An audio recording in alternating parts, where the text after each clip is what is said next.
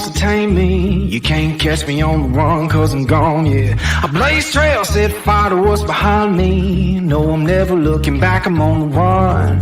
I could only ever be what I'm made to be. It feels good when I'm living on the edge. Watch me now, roll like thunder, gonna sacred ground. Can't stop me now, I don't give up and I won't back down. I'm a force of nature, can't be contained. I got lightning running all through my veins. Watch me now, watch me now.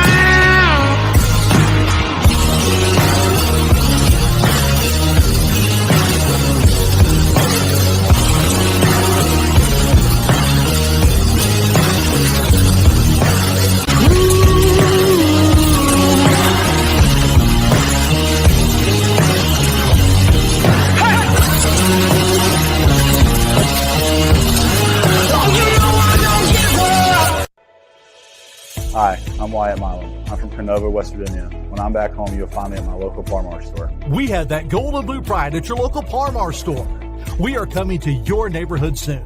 West Virginia, Kentucky, Ohio, Pennsylvania, and Maryland, we have you covered. Download the Par-Mar app and sign up for the Par-Mar rewards card. Food, gas, groceries, and more. We are gold and blue proud, and we are Par-Mar stores. If there's not a Par-Mar store near you now, there will be soon. Law offices of Mark Plants and Kevin Davis. First line of defense. Buzzballs, ready-to-drink cocktails. Number one single-serve premix brand in the U.S. Buzzballs, have a ball.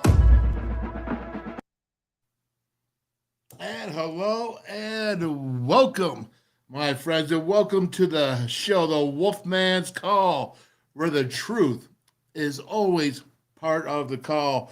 Yes, we have a big day today. Got a lot going on. Let's see, we got Pod Bessick already jumping on me, a big time. All right, big Pod. So, let loose today, Wolf. Okay, I'm always going to let loose because, again, the WolfMan's Call, the truth is always part of the call. Right, my friends? And then you got Timothy Green. Hello, Timothy. Good afternoon. Let's go, Mountaineers 100. Yeah, man. All good stuff, all things. West Virginia, because we're here. And I've thought about this, and I've really had to go ahead and just come back and think about this and show the game and what we're trying to do, man. And like I say we, because it's all of us. We're all in this together. And so I have to watch the film. I broke the film down, and there's some good stuff, but there's a lot of bad stuff, a lot of ugly stuff. The good, the bad, and the ugly. And I just, there's not much that I can do or say other than just tell you straight out, lay it on the line to what I see, to what I know, to my experience as a former player, a former coach, a guy who's been around football for most of his life. And the truth is this, that West Virginia is not good enough right now. They're not good as a team. They got players, but team-wise, they're not good enough. I sat there and I've talked to some people that I know, that I trust, that I respect in the game, and I just don't think that right now that their team. Let's see what happens here. Let's see what happens coming down the road. But right now, that was not. Everybody's saying is, well, we didn't suck as bad as we thought we were going to suck. When did that apathy come in? When did that thinking come into West Virginia? When did that thinking come in? I said this yesterday. This is not something new. When did this come in? When? That, hey, we had no shot. We went and we played and we fought hard. Yeah, I said in a tweet. I'm not telling you the truth. I said I was proud of the guys, the effort they gave. I don't think they're put in the best position all the time. I don't think so. So when I say that, I'm thinking to myself, where is everybody? What they're thinking? I mean, we're on national TV, and it's 31-7 with 4 minutes left in the game, and we're coming back, and I'm hearing from, we could have won this year, we could have pulled victory out of there. I don't know what game he was watching. I don't ever feel like Penn State was ever threatened. I don't know if they, thought that they really had a shot there. But, I mean, the yards, you gave up 500 yards. You gave up 38 points, but okay, say, all right, well, the last touchdown, all right, so you gave up 31. They also missed 2 field goals. But the truth is the truth is the truth. The truth is the truth. When will you do that? And I don't understand. I do not understand. We're talking about 31-7 with 4 minutes left in the fourth quarter, and I'm making a victory on that, or again, it's when did our apathy be that we don't suck? I don't understand. And let's see here, Coach Bradley. I'm waiting for Coach Bradley to come on. He was having some technical difficulties, so we may have to just jump right in and get into my film breakdown. And that's okay because I got Kevin Koken coming on later. I had Lee Javins coming on. Prayers out to his family. There is a medical emergency in his family, so prayers to you, Lee, and your family. We're thinking about you right now. Always thinking about you. And let's see. Server. Oh, he said the server is down there for Coach Tom Scrap Bradley, which is really too bad because hopefully he'll jump on here in a little bit. But I have to laugh because he was at the coin toss. He was the coin toss server. So again, the system went down. It's all right. We'll see. We'll go ahead and we'll tell him, say, hey, what's up, man? Join on when you're trying to get on. Okay, join when can. I can talk forever. Because Tom's Scrap Bradley. I'll tell you what. Now, let me tell you about him, Coach Scrapper, right? Now, this guy recruited me to Penn State way back in 1986. Yeah, 86, man. And he was just coming out. He was a GA. He was at Penn State for 33 years. He coached at West Virginia here with Dana Horgerson. He went out to, I think, well, I'm not going to remember who it was, but he went out to UCLA, defensive coordinator there as well. So he went out there a couple of years, and then he came back, finished his last of his coaching days, 3 years with the Steelers. Now he's on the game week for 33 years there. He is the all-time number 2 most coached, how do you say it? He coached the most games in Penn State history besides Joe Paterno. All right, so that's Coach Tom Scrap Bradley. He says he's trying to get on. The server went down of his. I believe him because he's not a liar. Well, let's go back. What do you got here? Like, say, what do you got? I don't think we have any leaders on this team. You have to have someone step up and take charge. I guess I'm old school. If I was the head coach and the other calls a play to score a touchdown, they said the play, I would have met that coach head out. Okay. All right, but did you hear his response? So, what his press conference? And he said this out. So, okay, I know it looks real tricky. I know it looks real tricky, but when you put your second teamers in there, you're supposed to say, hey, you know what? You only get so many opportunities to shine. Remember, it was a whole offensive line in there. It was everybody's second team. All right. I mean, in fact, I'm pretty sure when Gary Green scored at the end there, that was a lot of second teamers on defense.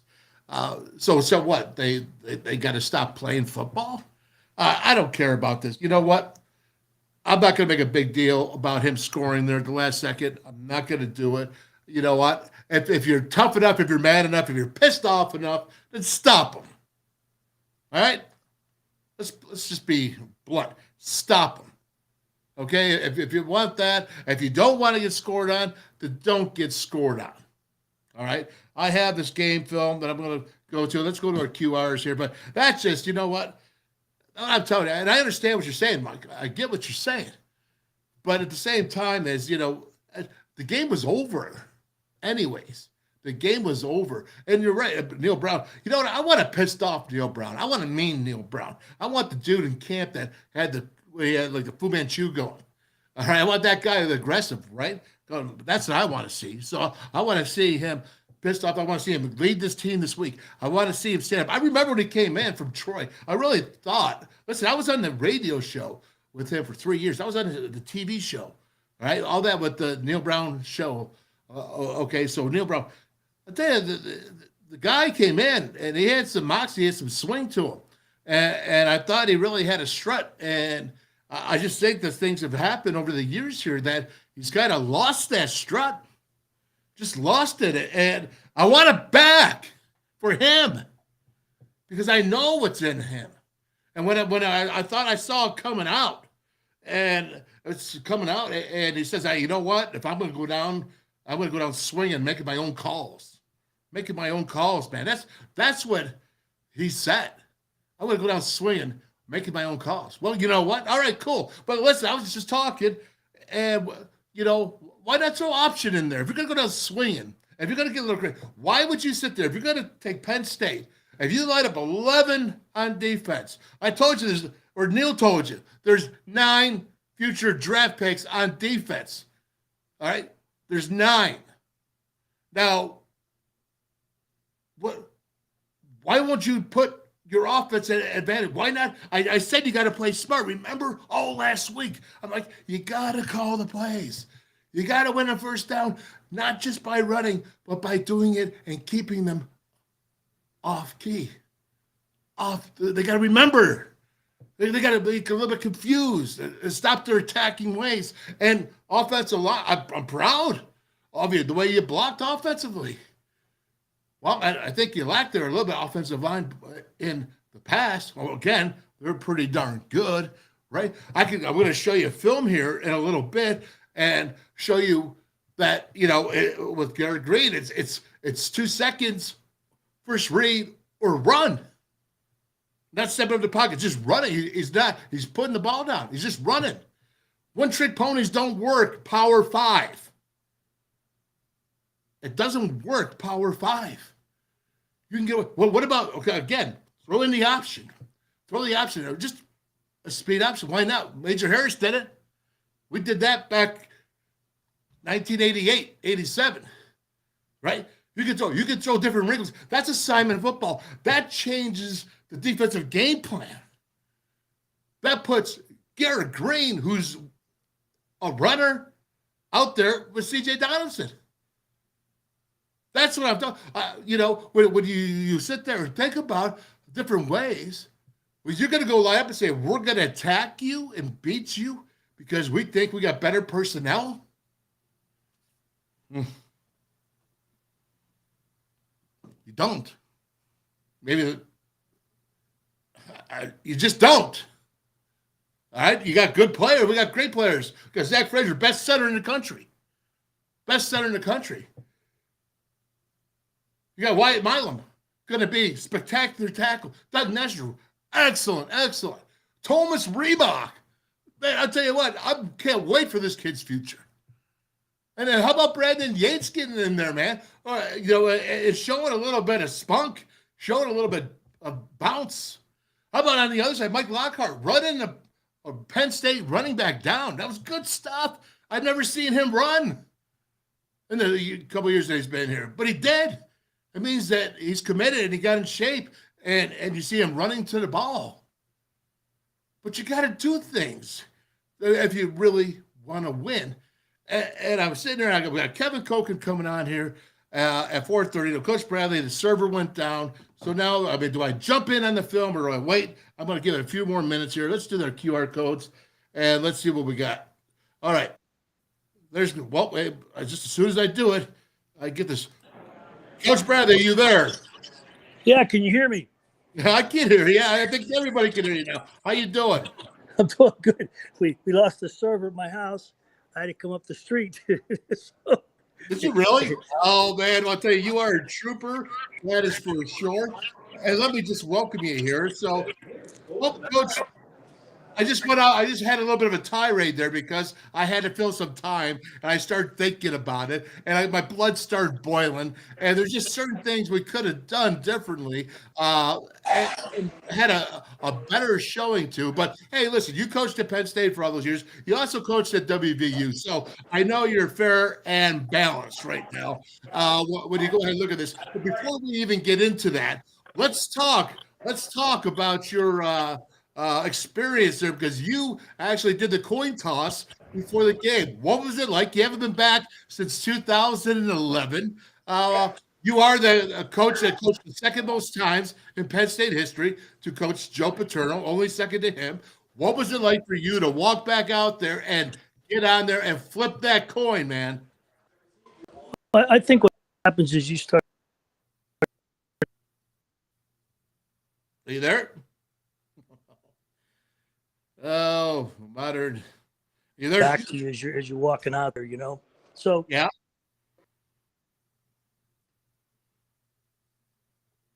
Oh, Coach, we're having a bad day.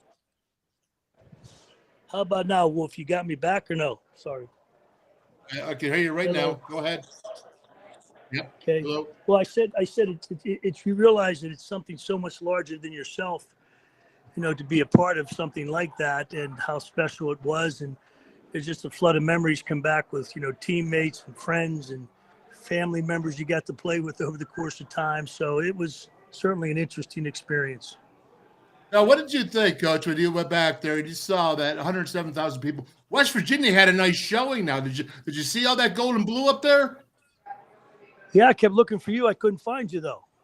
Yeah. Well, I had a logo yes, I knew it was going to be a big turnout because it always is when you play the Mountaineers all those years, and I had the opportunity to play them and, down in Old Mountaineer Field, and it's a tremendous I knew they were going to travel. I knew how that was going to go. That's just one of those games that no matter what, people are showing up. Yep. Oh, that's for sure. And I'll tell you what, it is a special place to play, whether you win or lose. Obviously, it was a big night, national TV, big news coming up. What do you think of this? Let's get into this first of all. What's your take on Penn State team? Are they as good as they were advertised, or are they needing some work? What do you think? Penn State, Wolf, I lost you there for a second. You were talking about Penn State. Yeah. I'll tell you what, I think one of the things is, the offensive line of theirs is going to be a strength. They've got a great running game with the young quarterback that can really help you there. I think that's going to be a big asset to them as they move forward. I think defensively, it's solid across the board. Not sure yet about the kicking game, but I'm sure that'll develop over time, as it always does. But a lot of good pieces in place for them to have a very successful season.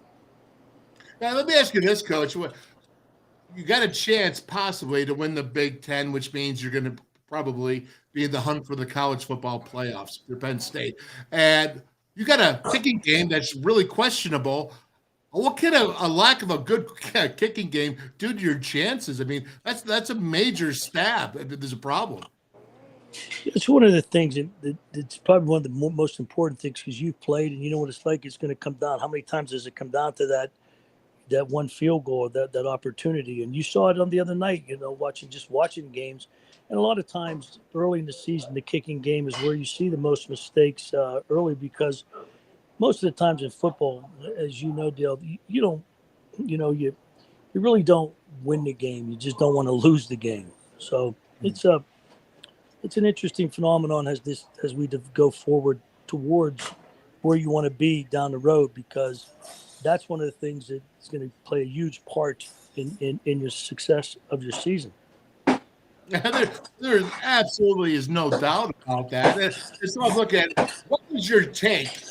What was your take from that game? What are you doing? Are you beating something up over there? No, I actually had to leave my house and come up to find a place that I could talk to you guys in quiet, but it's pretty hard to find a place. You got heart, I'll give you that much. They didn't call you scrap for nothing. But when you look at the game, what were the general points that stuck out to you? Okay, go ahead, Wolf. Can you still hear me? Yep. Okay, so when you watched the game, what were the general points? What was that stuck out to you, both on Penn State and WVU, that stood out to you, good and bad? Big question there. I'd like to start with.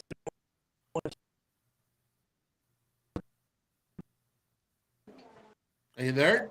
Come on now. Sorry, Dale. Yeah, it's all right. Can you Just hear me? keep going. Yep, I can hear you now. I hear you now. I can hear you now. I'm so sorry. It's one of those days. I'm trying to I had to come up here to a place where there's internet. So I'm trying to get on. Bad about it. I think that it's a first game. Will improve the most from game 1 to game 2. A better question to watch more after game 2. How you been? Congratulations. All right, so you're saying to me that Hello? you really can you hear me? Hey, Coach, why don't you try one more time to come back on? We'll see if we get a better connection. All right, but we'll let you go right now. All right, very good. Okay, so you heard from Coach Tom Bradley there a little bit, recapping it, and I think he thinks that the team is going to be okay for Penn State. I think we had talked beforehand in the game, and he thought that West Virginia showed signs of improvement in some areas. As I said, the good, and the bad, and then there's the ugly as well. Giving up 320 plus yards in passing to a quarterback first time is not exactly how you want to come out, especially when you were really last and bad on the last one or last year. All right. So again, I'm going to go and hit this up, see if he comes back one more time. If not, Koken's coming on. I'm sorry for the troubles when the internet goes out at his place. There's not much I can really do about it, except for tell you the QR codes. All right. So, and I'm going to get into this. Don't worry. I got a lot of film to break down today. So there's going to be a lot. You're going to hear the truth from me. All right. Mike Dunlap, GoFundMe. All right. It's Polkadot 66 PayPal. If you want to go ahead and see it, Mikey, he's a brother. He's a Mountaineer brother. He just got his kidney after 3 years of 4 hours a day, 3 times a week. You got, this is like a great dude, and he's struggling, and now he's got to get open heart surgery to fix 3 valves, which his insurance took care of the kidney stuff, but it's not the heart thing. It's a bit of a mess for him right now, but he's got that. He did get the kidney transplant, so we're so thankful. We're thankful, and the prayers are all there. And again, I think this is Coach Bradley here. We'll keep trying. Let's see what we got. I'll get back to Mikey, though. Are you there, I'm Coach? sorry about that. Can you hear me? Yeah, I can hear you, man. I'm doing my best I could do here. I had to scramble to different places to try to find a place to get back to you. But you're like, what is he doing? So Well, I listen. know we were talking about, the teams, how they progressed from first, after the first game, what was good, what was bad. And I think a team that's going to be good you'll see the most improvement usually from game 1 to game 2. You played, that. It's the first game, and a lot of guys' first time in action. So it's going to be interesting because I think that both these teams will end up playing pretty darn good football. Yeah, okay, that's good, Coach. And let me ask you this. Okay, so let's get right to WVU. On offensively, what do you think they did well there? And what do you think that, you saw things that maybe they could have done better, or maybe you think they did really well? Well, the one thing is, I think some of their talent. I'm really impressed with their center. I like Zach Frazier. I think he's going to be a heck of a football player. I'm waiting to see how they're going to develop the tight end they brought in from LSU. I was surprised they didn't run the option game. I thought they would run a little bit more option with Garrett Green, and maybe a lot more empty than they did. But of course, they don't know how Penn State's going to deploy either. And then defensively, one of the things I think they've got to get some work on is their up front 3 people. I think that's one part where they've really got to develop that as they move forward. You've been a defensive coordinator for at least 16 of your 30-plus years of coaching, maybe 20, whatever it is. But let me ask you. Why are you making me sound so old today? Go ahead. Well, because I'm actually having fun. You running around trying to get a reception. But the truth is what drives me crazy is I see a 3-man rush. And when you go a 3-man rush in a passing game, and it's second and long, it's third and long, and you have a really good offensive line there. So 3 guys against 5 is not going to usually cut it. All right. Do you have any issues with that, or is that just me? No, I think that's just you, because sometimes it's good to mix it up. And, you bring 3, 4, 5, 6 there's all different ways. Sometimes even 7. You know, when you're really shooting the juice and snugging up to people. So there's a place for it in the game. You know, just how you use it and why you use it and when you use it will come up. But I think there's a place for it. In my course of time, I have called it.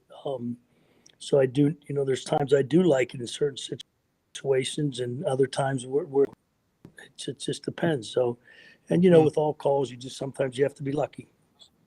Have to be like, well, okay. And that's why you do all that breakdown, so that when you want to say you want to be lucky, you can go and have a better guess as to being lucky. Is that true? Yeah, of course it is. And sometimes you like that 3 minutes. A lot of times with quick game and stuff, you don't mind dropping fast because it's coming out so quick anyway. You're not going to get there. So you want to be able to drop people. Nope. I get You know, that. I've never been a big fan of the 3-man rush with the 5 underneath and 3 over top, because if he escapes, there's no one on the lower level. But you know, have played a 3-5-3 at times, and other times even have gone with the 3-6-2. You know, with the 6 underneath and just the 2 deep. Okay. Well, then I'm going to have to tell you that I'm not a big fan. I understand about those times that you want to drop and certainly the short game, but there wasn't a whole bunch. I mean, it was a good mixture there. So I personally feel like Drew Alar moved around the pocket extremely well. You there? Yeah, I'm here, Wolf. I can still hear Yeah, you. Drew Alar, I thought he moved around extremely well in the pocket and kept his eyes downfield.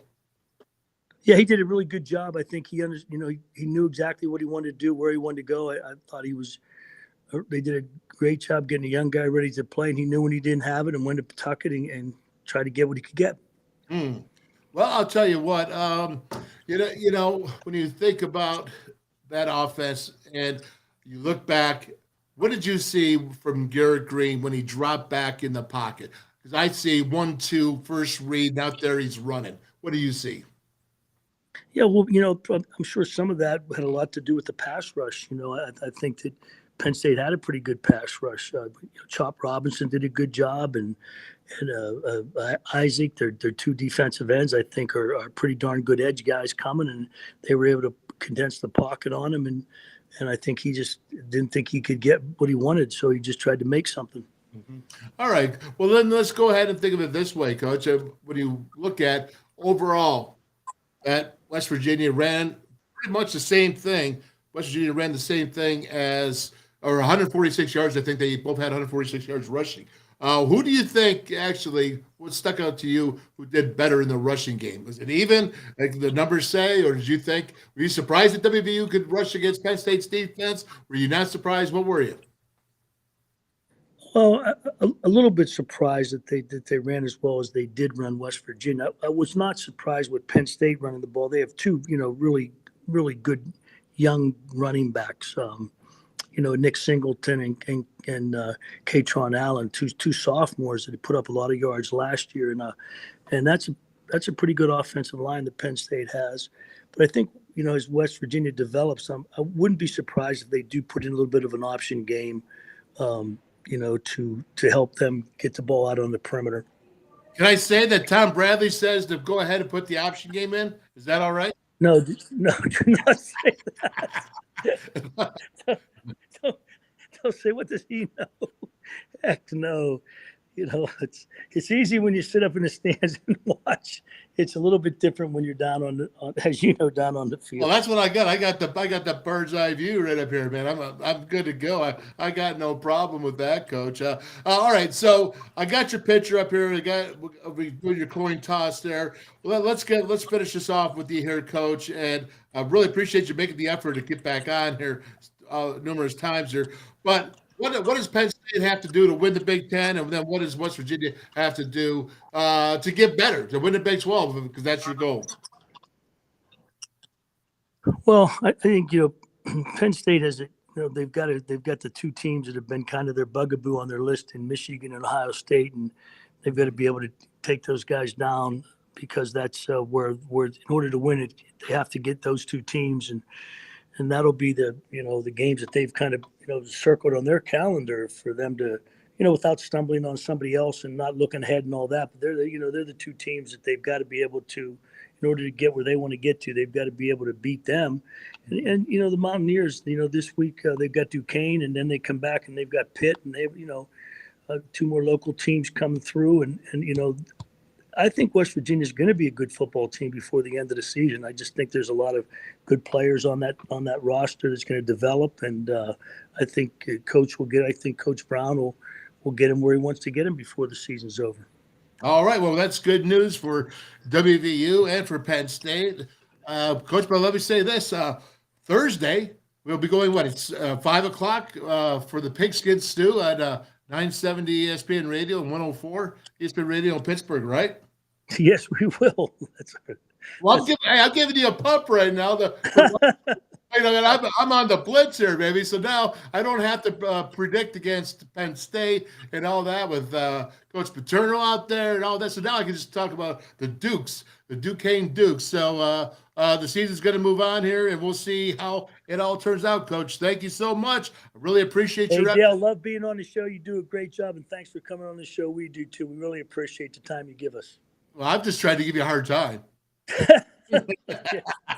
All right, great stuff, buddy. Hey, thanks. Hey, yep. Say hello to your brother when you see him, okay? Thanks. Yeah, you got it, Coach. We'll do. All right. And that, of course, is Coach Tom Scrap Bradley. And we have Kevin Koken here. He's waiting in the wings. And, boy, I tell you, what a day, huh? But I promised you real quick. Go, give me a thumbs up. Are you good for time or you hurry? All right, he says good for time. All right, thumbs are up. So let's get this QR code in there before I can I don't forget. So we got Mike Dunlap, right? So we got that. Let's go right here. Paul and Minnie here, rechargeable batteries.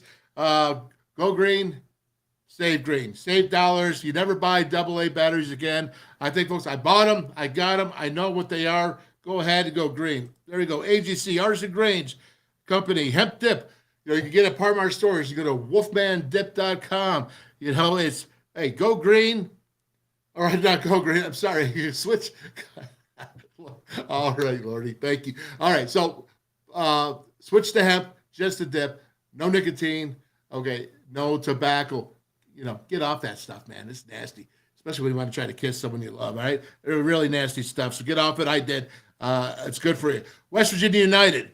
United purpose, West Virginia we stand. Johnny Cantwell, it's working, it's going. People are getting better, people are getting nicer. We're trying to come together, and it helps when we all can do so and do so in unison, if you know what I'm saying. So we're going to keep pumping that West Virginia United purpose. West Virginia, we stand.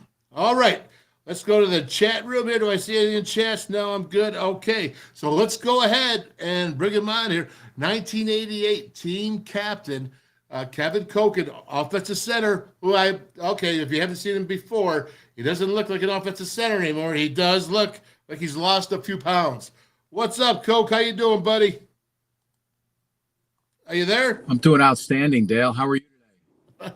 Can you hear me? Yeah, doing good, man. It looks like we're having some issues there, man, with Coach Bradley. Were you able to hear him? I heard. I got the end of him. I heard he wants us to run the option game. Yeah, I'll tell you, I'm all about the option. I mean, why would you not run it? What about Major Harris running the option game? Major Harris didn't have to have a play or a game. He just went out and played. It didn't matter what was called, Dale. You know that. I'm trying to make a point, Coke. I'm trying to fully dethroning me. I get out there, I get Coach Bradley, and I'm like, hey, man, what do you think about this? What do you think about that? He said, that's pretty good. And it's like, yeah, it's real easy to call that when your team won. I mean, it's real nice to be a victor and then talk about how good things about the team.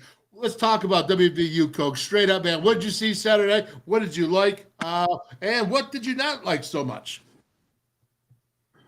Yeah. Well, last week I made that prediction and I missed. Let's start out with that, right? But what I liked in the first half and into the, I guess maybe midway third quarter where we kept it close and we were battling, right? And last week we talked a lot about up front. Up front is where you're going to win the game. And I thought, in general, our offensive line did a pretty nice job. And even more importantly, I thought our defensive line did a real nice job. The up front grunts, got it done a lot. Now, that said, and when you talk about the, honing in on the offensive line, so, well, they got 0 sacks. They gave up 0 sacks. That's a nice stat, that goose egg. But they also had 17 pressures, right? That's not such a good stat because that means I don't care what quarterback it is, they're going to be a little bit on the run. So that was a challenge. So we got to work on that. We got to move our feet a little bit better. We got to connect a little bit better. But I thought there was a lot of very positive things happening on the up front. Secondarily, when you run the ball, CJ 81 yards on 18 carries. I'm not a mathematician, but that's a little bit more than 4 yards a carry all day. Keep banging it. I thought he did a real nice job. He runs hard. And when he's not running, he's contributing. He's throwing blocks. He's running people off.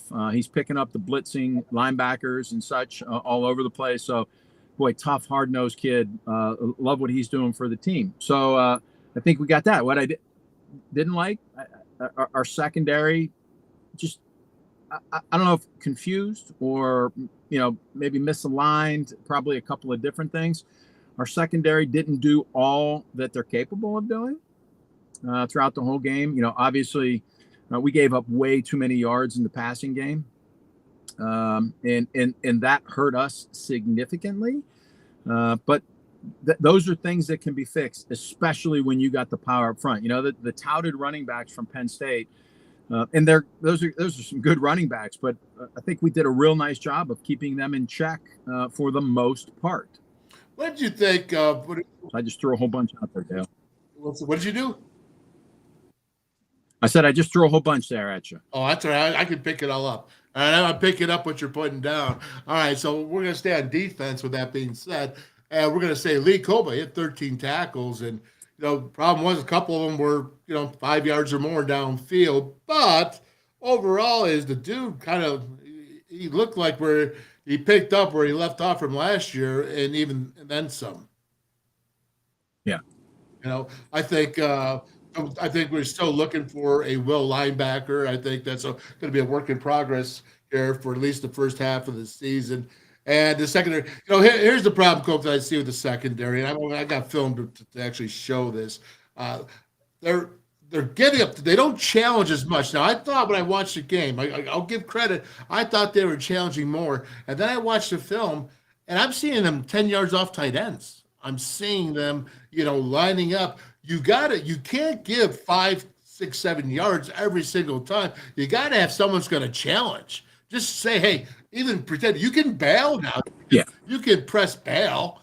You don't have to press. You could just really show it so that you're getting a different look up there for the quarterback. Because when you're 10 yards, 7 yards deep to 10 yards, and again, I have this film, it's easy for RPOs, run pass option, because it's just saying, hey, here's 5 yards. That's garbage yards, man. That's a freebie. They're freebies. And you can't keep giving freebies just because you're afraid to get beat, especially when I see, remember they're going empty. They had 2 to the field or 3 into the boundary, and they went through the screens.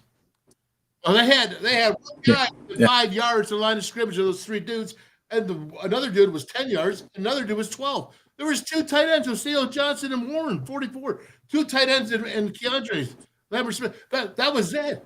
And they had 2 guys 10 yards and then one guy 12 yards. I mean, you can't defend that way, bro. You just can't. That's just giving up the yards. It's free. Yeah, you give a good athlete, a really good athlete, which Penn State has, a running start, you're putting everybody at a disadvantage. And we can't do that. So we've got to come up a little bit closer, in that. And I don't know if we were too nervous about them getting behind us. Think about it. Well, if we blitzed 19 times on 32 dropbacks, unfortunately they went 13 for 18 during that in that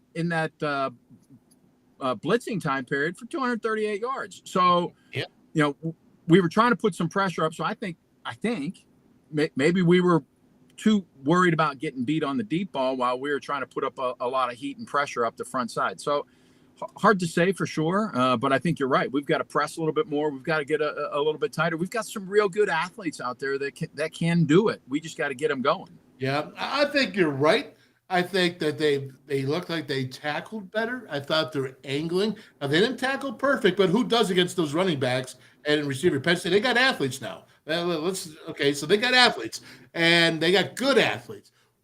But I did think that the tackling was more impressive compared to last year. They weren't in the same boat. And again, I thought that they played really hard. I just think that right now, that gritty talent or the grittiness, and you have talent, it only takes you so far, gritty. You got to have some talent to go there with it. So I think that West Virginia on offense, Coach, this is my thoughts, and you can go ahead and your thoughts. West Virginia on offense, all right? If you're going to go with Garrett Green, you better start working on some progression with him, all right? I understand that there was pressure on him, but he's taking off. You can't be a one-trick pony and expect to take off. You saw Drew Allard. There's pressure on him. But what did he do? He stuck in the pocket. He moved around the pocket, but he kept his eyes downfield looking for receivers, and he found them. And they were big, explosive plays. And I think that you cannot just sit there and run. Penn State proved they were 4 for 14 on third downs and 3 for 6 on fourth downs. That's not a winning formula. It's not a winning number. And you have to have better accuracy. And so if you're going to do that, all right, let's start with the offensive line. Let's start up and say, okay, offensive line, better pass protection so that he has more time, right? Good. We'll go with that. We worked on that, moving your feet, just like you said. But then receivers, all right? Carter, we better hit him. How about Cole Taylor, the tight end, 6'7"? He sure looks good when you go ahead, trips to one side, and a tight end here, single on the left, or whatever it is, but he's single, and you see 6'7" running down. But that's helping your dude out. Those are plays that help. You need more of those plays. Yeah. But again, you say, all right, so receivers, not much connection there because they're all brand new. Well, Penn State had the same thing, but they had 328 yards passing because everybody thought they were just going to run all over us was the plan. And they said, we're going to make Neely Brown said, we're going to make Drew Allard beat him. Well, Drew Allard did beat him, and he did win those. And to be quite honest with you, 146 yards rushing with WVU. Garrett Green did not beat Penn State. And I think those are the differences overall in a game. Am I right or am I wrong? No, I think you're right. Absolutely. Those are some of the, I'll call them gaps or the opportunities that we've got to attack. You know, we were 3 for 4 to the tight end for 33 yards. I'm not a mathematician, but that's 3 first downs, right? Yep. So maybe we take 6'7" and we just continue to dump until somebody can stop us, and then you pepper in a little bit more CJ along the way. Now you're going to start pulling everybody up a little bit, and that's going to give us an opportunity to, whether it's an RPO or just a pure play action, where now everybody's coming up because, oh my God, they're going to give it to CJ, or they're going to do another little pop pass or a little out into the flat to our tight end. And we're going to get open. I mean, Devin Carter was 6 for 8, right? 6 for 8 targets. Yep. So he can catch the ball. We got to get downfield a little bit more. You know, we only had 4 passes over 20 yards, right? In one completion for 37 yards, which was a huge play. Unfortunately, that's not enough to stretch people out. So let's figure out how we can maximize the power up front, leverage our speed and our size up front, inclusive of the tight end role, and that will open. All right. Let me ask you this, Coach, because you're a center, formerly offensive center. But if the offensive line is struggling and dropping back, and you had these third down and longs, what would be wrong with a guy who can run the ball like Garrett to move the pocket? What would be wrong about moving the pocket, different places, maybe even do what? Bootleg out of there, do something so that they're not just taking a free rush and saying, hey, guys, we're leaving you on your own. You know what I mean? Block these guys. Well, you just, they're putting pressure on them. Move the pocket, man. Oh, Well, there goes Coke. Let's see if he comes back on, huh? Well, I tell you, today you get those days, but it doesn't change the point of view. Move the pocket, man. That's what we're talking about is you just drop back. I'm just going to continually drop back. Oh, but they got pressure on us, Wolf. They got pressure on us. Well, okay, I understand that. So let's take that and move the pocket over here because he goes like this really good, right? We all say that's a strength for Garrett Green. Let him run. What I'm trying to say is, listen, help the young man out. That's you, Neil Brown. Help the young man out. All right, go move your pocket. Give him opportunity to find his receivers. Give him opportunity. Are you there, Coke? Give him opportunity to go ahead and find those receivers because you got to move that pocket. Play action pass is great, but you know what? If it's 3rd and 10 or 3rd and long, 3rd and passing, they're coming at you. I think we're having issues with Coke. All right. Well, he's on his way to the airport. We appreciate him stopping by. So we got Coach Tom Bradley running up to a restaurant. He's run up to a restaurant, and he's in the kitchen where there's a clatter for the receptionist, and we got Coke trying to go to the airport. So, what a day it is. What a day it is, and we'll just keep moving here. But let's go ahead, and let's get Abby Pearson, gymnast, and I'm going to continue on with my own self here, and we're going to show some film here. But let's go ahead and check Abby out first. What's going on, Abby? Hi, I'm Abby Pearson from Pittsburgh, Pennsylvania, and when I'm back home, you will find me at my local Parmar store. We have that gold and blue pride at your local Parmar store. We are coming to your neighborhood soon. West Virginia, Kentucky, Ohio, Pennsylvania, and Maryland, we have you covered. Download the Parmar app and sign up for the Parmar Rewards Card. Food, gas, groceries, and more, we are gold and blue proud, and we are Parmar stores. If there's not a Parmar store near you now, there will be soon. All righty. No fee there, Coke. Sorry, buddy. All right. So this is what I want to do is I wanted Koken to see this one, but it's all right. He's not going to be here. He's on his way, like I said, to the airport. So we appreciate the time he did gave us his point of views. Again, this is what we do. I go ahead. I let my Mountaineer brothers talk, and I let them give their point of view. I also and we'll tell you when I agree with them or disagree with them. And that's cool. So I'm loving what's happening here. But let's go ahead and watch this. We're going to change this before I get there. But I want to point this out. I really wanted to get into this. But here we go. In his name we pray. Amen. Deion Sanders. Usually God gave me a word long before this. But he's been holding it. Because it's not about them. This is about us. This has nothing to do with the team that's opposing us. This is about us. This ain't got nothing to do with the naysayers, the unbelievers, the haters, the doubters. This is about us. When we started this journey, we told you it was going to be trying, it was going to be tough, but you endured because it's about us. That man next to you is a miracle. That man next to you is a believer. That man next to you is a go-getter. That man next to you is a dog. That man next to you is somebody who wants this thing. That man next to you is somebody who believes. That man next to you is somebody that got to have it today. We ain't got tomorrow. We got now. We ain't got next. We got now. We ain't coming no more.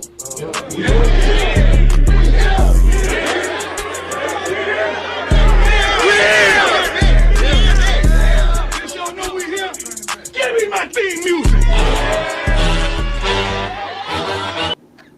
All right. Go ahead and show that in Philly. I wanted you to see it. Are you there?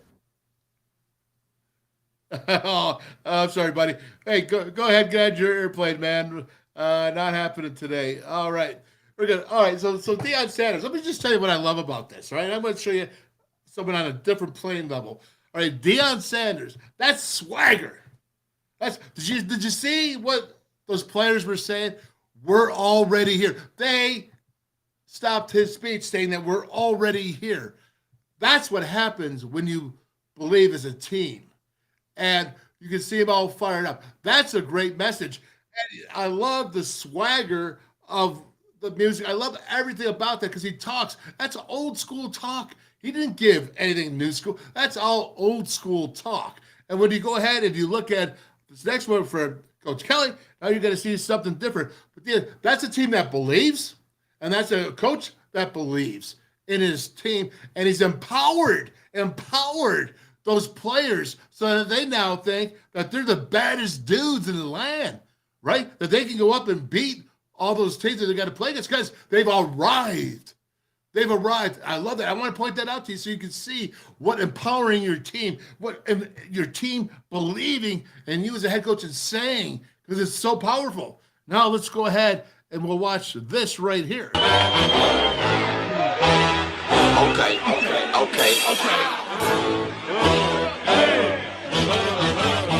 It's a total failure on a coaching standpoint and a player standpoint that we have to obviously address and we have to own. For some reason, we thought we were somebody else, thought we were the two-time national champion Georgia Bulldogs or something. I don't know what we thought, but we were mistaken. Oh, we were mistaken. Let's see, Coke, you're coming. Are you trying to get on again, brother? Are you there? Yeah. I don't know what's going on, my man.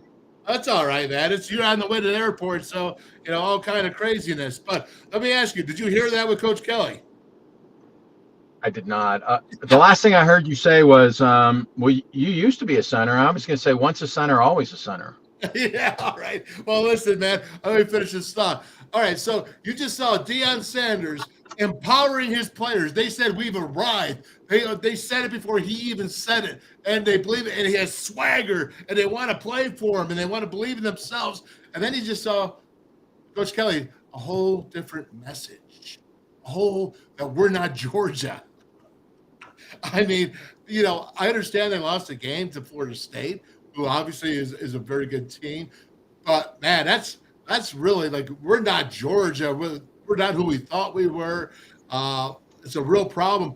What kind of message is that? So I was trying to show you the contrast of the way some coaches are and believe and empower their players to believe so they actually play better than maybe what they are collectively, but collectively together, right? They lift each other up and they believe, and that's the spirit I'm trying to show you. And that's what you see when you hear somebody like Deion Sanders doing that to these players that haven't been together as a team, 59 transfers, right? Yeah, 59 haven't been together. But if they believe, what is that? That's kind of what West Virginia Mountaineers have been, playing above their level of talents many times and doing things and winning games. Yeah, that message has to come loud and clear from the coach, but also the team, the captains, the players, and it creates an intensity that, they say one person can't change, but if you get 100 people, you can make a big change. And yeah, that falls on the coach for some intensity. That falls on the coach for some of that direction and some of those right messages, those right words. But you got to get the team leaders to follow and believe. Both when you and I played, Dale, we had some great leaders as coaches, but we also had probably, I'm gonna guess, in your family, a couple of brothers you learned about leadership and about intensity and focus, and I'm going to say the same thing over on my side. And if I rattle off, some of our teammates and where they were, how they grew up just gritty and hard. We grew up strong, and we're going to fight no matter who puts what in front of us. And we might have missed that the other day, but I'm still super optimistic about this team and what's going to change in how we approach for Duquesne and the brawl, and then what's next after that. I'm super optimistic about things coming together, and us seeing a lot of very positive things up front on both sides, but also in all the other positions around the horn. All right, Coke. Well, listen, man, I like the fact that you are very positive. I like that. I want our players to believe in that. I want our players to believe in each other. and believe as a unit. And I think they got some swagger for themselves. And I don't think that moment was too big for them at Penn State. I really don't. I think they're there. I don't think they were mesmerized by the lights, the bright lights. I don't think they were mesmerized by 107,000 people. I don't think that they were mesmerized by a blue stripe down the middle, okay, and national TV. Don't. I think they were there for the moment. I just think that they are still lacking talent, and they still to go ahead and get up there. Let me throw this at you, and you tell me what you think. Can't be the case. We got money. You had no shot. You had no shot. That can't be. That's what I'm saying. Yeah. That is my exact point here. Kirk Herbstreit, one of the voices of college football for the last 3 decades. I say we're going in Happy Valley, beat Penn State, and this guy's 5th year as coach. In my face. Yeah. Good one. Yeah. Laughed in my face. That's right. On TV. And it's like, that shouldn't be the reaction that people think of your program, Neil. Like, just change it. Hey, figure it out, Neil. Figure it out. He won't. Figure it out. People agree with you, too, in West Virginia. It's not like we're sitting up here saying different things. We got to win. But I don't like that. I don't like that. I don't like being that bearer of that news.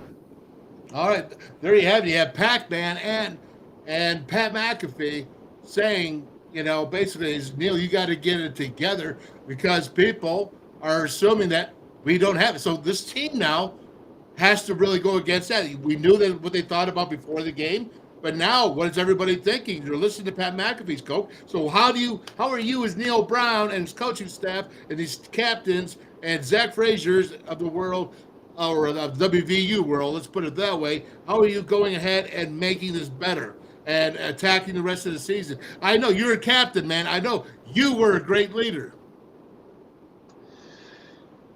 Yeah, I'm not there to see what the players are doing every day, whether it be the captains or the seniors or whatnot to know. But when you look at them individually and you watch some of those players, you can see it in them.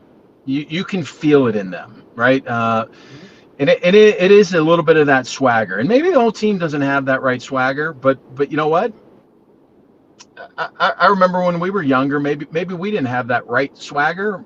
Maybe we were just young, dumb, and stupid, and we didn't care, and we didn't know any better. But I'll tell you, I thought Garrett Green in the post game conference, in the press conference post game, I like how he accepted some of the things that happened. He put it on himself. He, as a leader, stood out and said what he needs to do differently. He pointed out some of those mistakes. And owned it, right? And that's step number one. The other players, and I haven't seen a ton of other post-game interviews for what they may or may not have said, but I've seen a lot leading up to where we are, and our team now more than ever needs everyone to say we're in with West Virginia to win. I don't care what everybody thinks about the coach. I don't care what everybody thinks about this player or that player or what they're going to happen. But our job as fans is to support them, is to not say pull Garrett Green, is to not say let's fire this, let's get rid of that. And we want to win. There's no doubt. I want to win just as much as the next person. But right now, people need to know that the state of West Virginia, the fan base of West Virginia, is pulling for them. Pat McAfee, that's fine. Everybody's going to have opinions. They're all allowed to have that. But those are the opinions on the outside. It's what matters. It's in that house right there. And we have to provide that support. It was one game, which, by the way, most people said we're going to get our butts kicked. Most people said that. Most people said Garrett Green should be the starter. Most people said that. Maybe not everybody, but a lot of people said that. Let's make the decision. Well, we made the decision, and Garrett Green got some things to work on. And the team showed up. And again, for more than 2.5 quarters, the team was there. And that's a super intense environment. And we came up short, right? We came up short. Maybe it was a play call here. Maybe it was an execution there. But you can't let the quarterback be pressured. As an offensive lineman, you can't give up 17 pressures without saying it's my fault. As a quarterback who didn't throw the ball more than 4 times over 20 yards downfield, you can't say, well, that was the offensive line's fault. It was my fault. Did I run the right checks? Did I do the right things? Did I change the play when I could have, maybe should have? Hard to say. But for Mountaineer Nation, we've got to say, okay, done. We learned a lot. Let's take from that, and let's go play Duquesne, and let's knock the snot out of them. And then we'll worry about what's next. Take it one game at a time, one victory at a time, and one I'm going to beat your butt at a time. All right, Coke. I can't say nothing but good job, bro. Because he just told me what I want to hear. If I was a player, you would tell me what I want to hear as a group, and I'm sure hoping that they're feeding this off this, they're licking their wounds, and they will come out better and put the game behind them. The game is gone. There's still 11 games minimal left in the season, and see what they can do. You know what I'm saying? Don't listen to your Pat McAfee. That's one of the reasons why I brought it on. Don't listen to a Pat McAfee out there. What does he care? He picked you to be a dark horse going in there and winning. He put locker room material up for Penn State before the season even started, and then he's going to bail on you, and then jump off the bandwagon, and then throw you underneath the wagon. He's not only going to jump off the wagon, he's going to throw you underneath it. All right, so that's the guy that says we're going to go storm it. So regardless, but he does make points. Neil Brown, there's only one way to change this, Coke. There's only one way to change it, and that is start winning. And Duquesne on Saturday is the first step. Absolutely. All right. Absolutely. All right, brother. Well, listen, I appreciate it, man. We're going to have you back on soon because you give out good advice, man, and good wisdom. And have fun on your flight. Safe travels to you. Thanks. I appreciate that. Let's go, Mountaineer Nation. Let's kick some butt this week. There you go, brother. God bless. All right. Kevin Koken, 1988 team captain, hanging in there. Boy, I tell you, we got some troopers today with Coach Tom Bradley and Coke there. And again, our hearts and prayers go out to Lee Javins and his family, medical emergency. We hope that everything's okay. Ends up there. And I know it was a tough day, but get through that day. And of course, we have Mike Dunlap here for the GoFundMe. Very good with that. And all that is good. So now let's go ahead and get to the nitty gritty. And I love what Coke says. And if you could believe in that, just like Dion is saying, I'm telling you, there's a spirit. When you believe in that, when you got that swagger and that strut, there's a difference. There's a difference. And, I'm sure Brian Kelly has got that on his good days. But, boy, that's just two different teams right there, right off the first week. Right off the first week, just being like, wow, such different levels, man. And I want y'all to see that because when Don Nealon spoke to me, and when I hear other great coaches speak, man, it just means so much. But you got to believe, great coaches empower their players. Yes, there's talent has to be there. But you can raise your team up. Wherever your team comes out on talent level, you can raise them up if you can empower them to want to play together. Just like you hear everybody, with the things that hold the rope, those terms, Rich Rodriguez, right? Or, Coach Stewart, not tonight, not with this team, right? There's, Don Nealon, you're a Mountaineer. We play as Mountaineers together. We are one.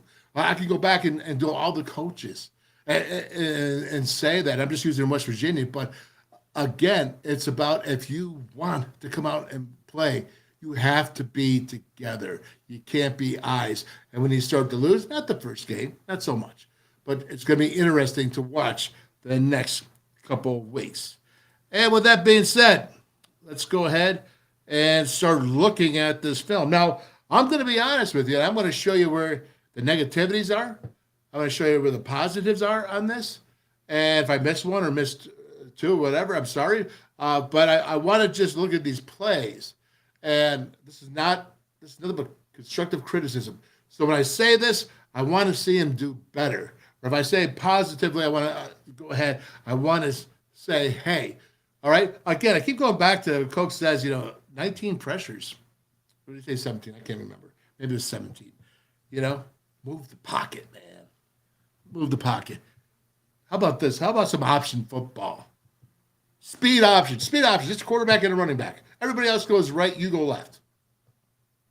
Speed option. Move that pocket. How about a bootleg? And then help your guys out. when you're going against talent like that, you have to do things to equal that talent out. Overall, I'm talking about overall talent. There's nobody better than Zach Frazier on that football field at that position. But you got to have an all-team level. And, when you look at that defense for Penn State, they were loaded. They were older. They should have won. We know that. They should have won. But again, there's the – all right, here we go. All right, let's get this.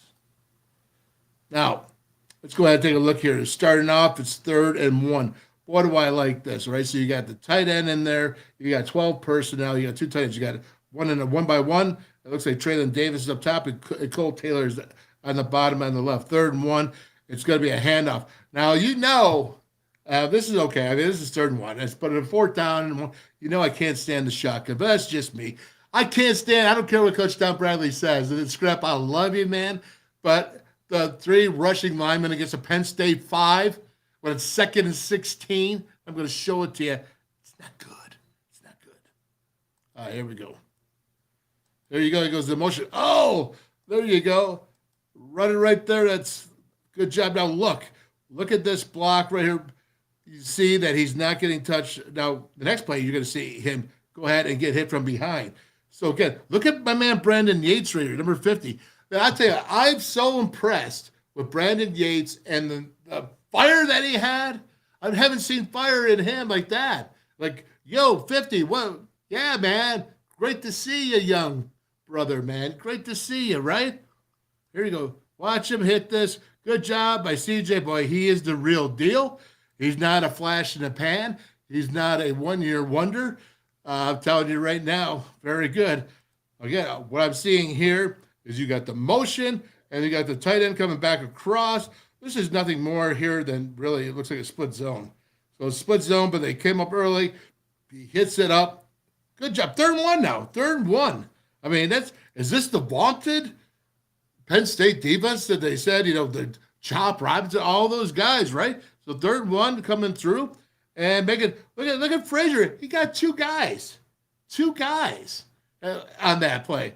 I said it. I said again, if you got a better center than Zach Frazier in college football today, you show him to me and you prove it, or I will, in words and in film, slay you right there. Here we go. All right, good job. All right, good job, offensive line. Hey, kudos to you, man. Take it on there. How about Thomas Reback, right? How about Nick Malone coming in on that touchdown drive? Morgantown boy. Yeah. All right, Nicky. There you go. All right. You got doubles now. You got doubles and you got weak gun because obviously the running back is into the boundary.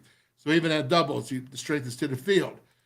What you got here? This is 3rd and 3. You got to run. Now, all right. So you see this here. This is a read zone, right? They're coming back and they're pulling, not a read zone, or it is read. It's a read, but they're pulling both offensive linemen here, which I don't understand. So it's a counter, right? But you can't, if you're going to read it, you can't pull both. All right. You can't give this number 2 guy to the outside, right? One guy's got to be responsible for the quarterback, all right? Number 11 right there, right? One guy's got to be responsible for the quarterback. So that's where somebody is not doing the right thing here because you can't come back with Frazier and go ahead. And see, Frazier's not even trying to come back and back block. So now you're pulling your right guard and your right tackle. But look at the 2 ends right here, right here, the 2 players right there, man. You can't. You got to only do 1. Quarterback can only take 1. You can't take 2. That's just a freebie. That's a 3rd down. 4 for 14 on 3rd down. That's a critical time. That's a critical mistake right there. All right? And if that's the way you're going to block that, you're going to get that every single time. Every single time. You're not going to block the 2 end guys. I don't think so. All right, so there's an opportunity. 3rd and 3. You could have moved the sticks. You did not. 2 guys on the end. And you can see it right there. That's just freebie. I mean, most people could make that tackle. So, all right. Just want to show that's constructive criticism. Is that beating them up? That's not beating them up. No, it's not. Watch this. You got a screen here. Okay, this is good. I don't mind it. This is a good short game, all right? Now he he had 2 incompletions in the screen. So as you heard Neil Brown in his press conference say, that's got to be a layup, Garrett Green. Okay, so we address that. And we want you to get better. We want you to get better. We want you to get more accurate on your throws. And then you see this. Now, this is good here. Now, they took advantage of Penn State right there. Did you see that Penn State was not, they weren't aligned right? And then again, CJ, he's going to get up there and he's going to get that. That's pretty cool. You can see now they trip over each other, but they were not aligned. You got 3 down here at the bottom to 1 defender and 1 way over top at 12 yards. Woo! You give me those. You give me that look. I'm going to take advantage. This is what I'm going to show you in a little bit about West Virginia. You give me that look, yeah, man.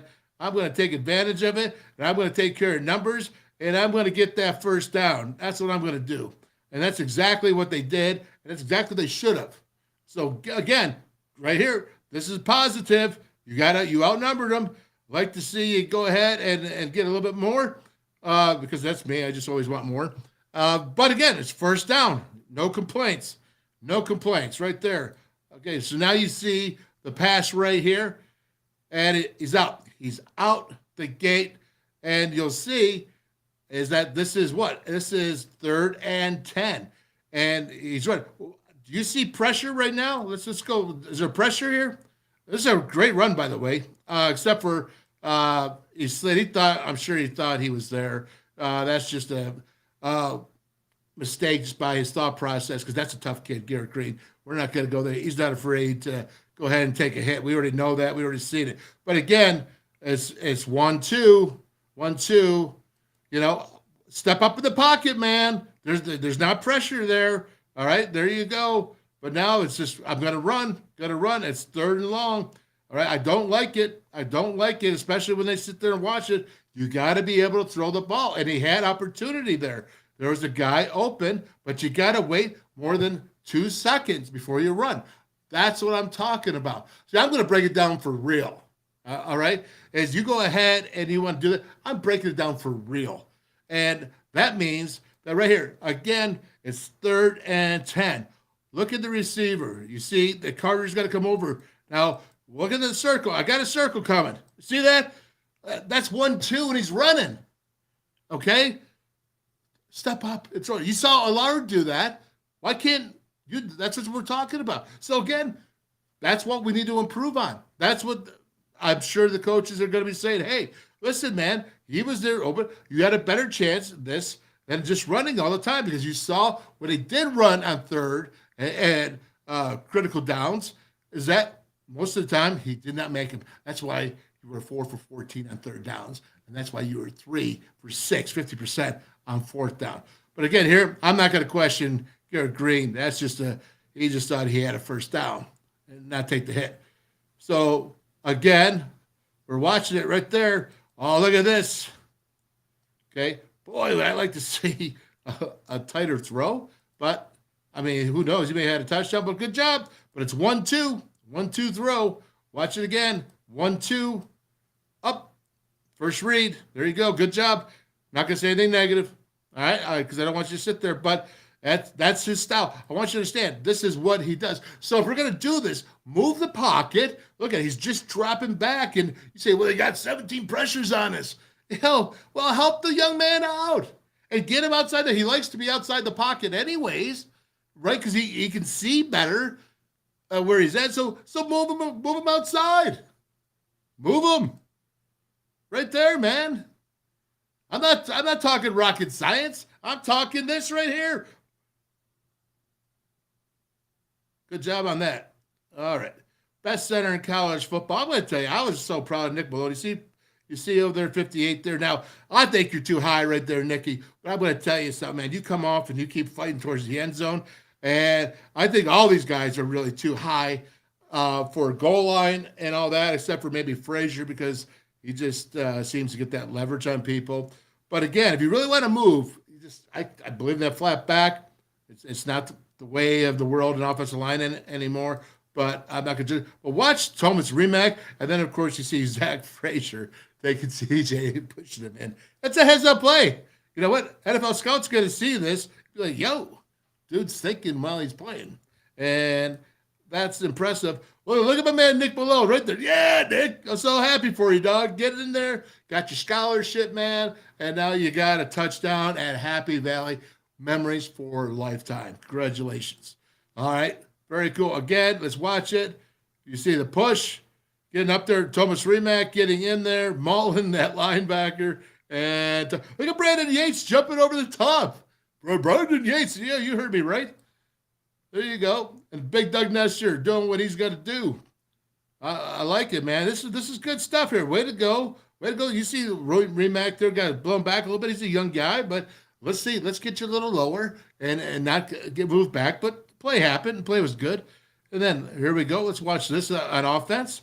We got, what is this? This is, more Cole Taylor. All right. So what I said about helping Garrett Green out. If he likes 6'7" Cole Taylor, throw him the darn ball. Dalton Kincaid, first round for the Bills draft pick. I think he had, 18 touches against USC?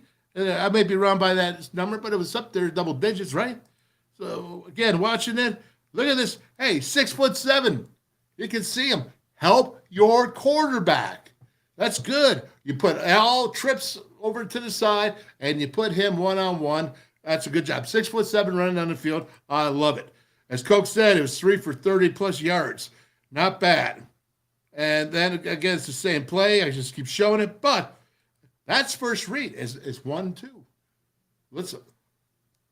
Again, I'm just trying to show you the differences.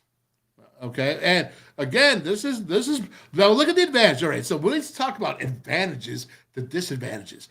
Right now, this Penn State back is at a disadvantage because he's 6'7". He's probably 9 feet tall when he stretches his arms out. All right, he's probably, I don't know the length of his arms, but I'm sure they're pretty long. He stretches out there, and his body's big, and that's just having the advantage to make a disadvantage. All good stuff, man. Oh, here's the screen. Again, I like this. You're doing it. It's a good job. Look at this blocking. You got to like the blocking there. And, of course, the running. Good job. Again, I like it. I like it. Get it out quick. Let Garrett Green decide quickly. And that's a good play. That's a first down. That's impressive right there. We got it one more time. All right. It scores 14-7. It's in the second now. All right. In the second. Boy, I tell you what, I like that blocking there. Boy, that's pretty good. And they're taking advantage. You know what? That's very, very good. And here we go. Oh, did you see that block? Now, we'll show that a little bit here. That block by C.J. Donaldson. He picked up the safety come up. All right, here we go. Once again, though, it's 3rd and 15. And he's running. You say, well, if he felt well, C.J. Donaldson just put his guy on his back. I don't know. We'll see. Let's take a look. But you're not going to get it. It's one-trick ponies. You got you at 3rd and 15. You can't run all the time. You got to throw the ball. Now, you're probably not going to make 3rd and 15. You know, it's not going to be a good advantage, right? The chances are not so great. But at the same time, man, it's a good opportunity right here.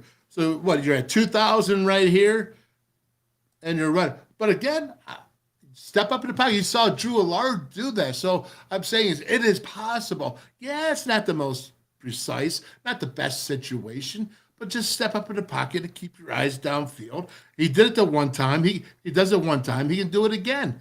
Garrett Green can do it again. I saw him. He ran up the pocket. He kept his eyes downfield, and he saw his fellow teammate, and he made a dump pass. So they're all coming up to get him. Get good at that. Get good. Move it. Again, boy, wouldn't it be nice to attack the perimeter and a pass-run choice? That's another RPO, run-pass option. So you go outside and you press the perimeter, and you don't have to take any hits. You just dump the ball if it's not there. All right? If it's run, pass, or pass, run, whatever you want first. Again, there you go. Look at that. You see, yeah, I know you saw that hit, right? You definitely had to see the hit. That is just sweet, man.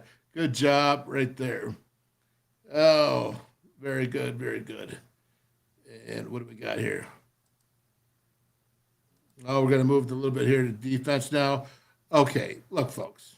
Okay, now I'm going to tell you some things, and I very much say our offense, I thought did some good things, but they didn't do enough to score. Okay, you can't win games scoring 7 points and then 15 points with 4 minutes left when the other team's got 31.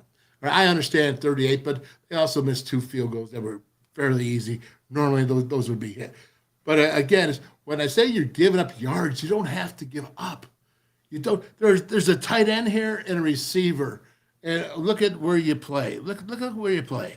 All right, this is he gets the first down. It's 10 yards. But look at what you got here, man. Oh my gosh, did I miss the play? All right. I missed the play. This is all right, Smith. Aubrey Burks. All right, we only did one that play, but you'll see this. Got plenty of for you right here. Watch it again. Drew Allard comes back. Now watch him step up in the pocket. Okay, look at this step up. He steps up. What happens? He sees someone downfield. All right, he doesn't just run. At 6'5", 245, he actually moved very well in the pocket. But 320 plus yards as a secondary is not good enough. I kind of agree with Coach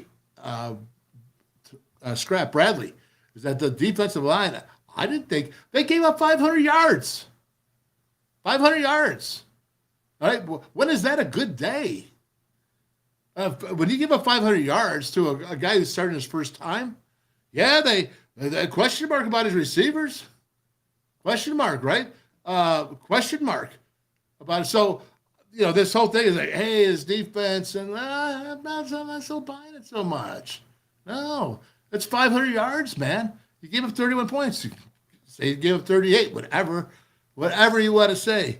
You gave up 31 points. And if that's our goal, if that's a goal, I'm not there. I'm not there. But again, you see this, and he finds him down. Aubrey Burks, think he could have had a better game. That's for sure. Pro football did not grade him out well. And, sometimes you start talking about NFL and walking around and all stuff. Don't talk about NFL. Dante Wright, don't talk about NFL. All right? Let his play be NFL. Don't put that on him. That's just me. All right? But again, you see this here. They got a 4-man rush, and again, they just go ahead, and the rushing lanes are not there. Makes a great play. That's a great play. And Aubrey Burks, you missed it by inches. Yeah, I get it. But it's still a 74-yard touchdown. It still is. Check this out. Look at the lane in the middle. That's a huge lane up the middle. You're supposed to have rushing lanes. For a guy that's 6'5", he can see at 245. Okay, that's an advantage Penn State. That's what you get with a 5-star quarterback that's got an arm like that and can extend plays with the legs at 6'5", 245. Yeah, it's good to have quarterback with talent. It's good. And somebody made a comment before and said Deion's got an NFL quarterback. Yeah, that's good when you have that talent. That's what you want, right? That's why you go out and try to get those guys, right? Yeah, there you go. That's the difference. You say, well, the difference is that they got an NFL quarterback. Yeah. I don't know. Gino was an NFL quarterback, right? I mean, Will Greer, right? I mean, go down the line, right? So, yeah, that's what West Virginia wants too. That's all right. Yeah. Keep it going. We're going to be breaking down some more stuff tomorrow as well. But again, I want to just keep running here because I want to show these lights. Now, again, Lee Koba, I think he's a dude. Don't get me wrong. I think you're a dude, man. And then people say, oh, Wolf's trash. No, not at all.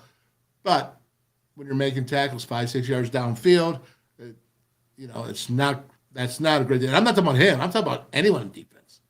All right. So again, is when you're looking at this, and what they said, and Neil Brown said in his press conference, is we try to take away the run.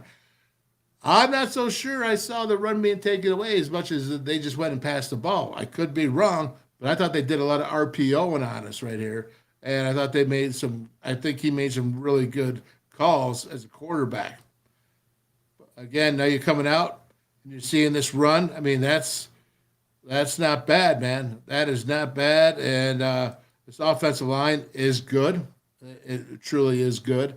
And I think I just don't,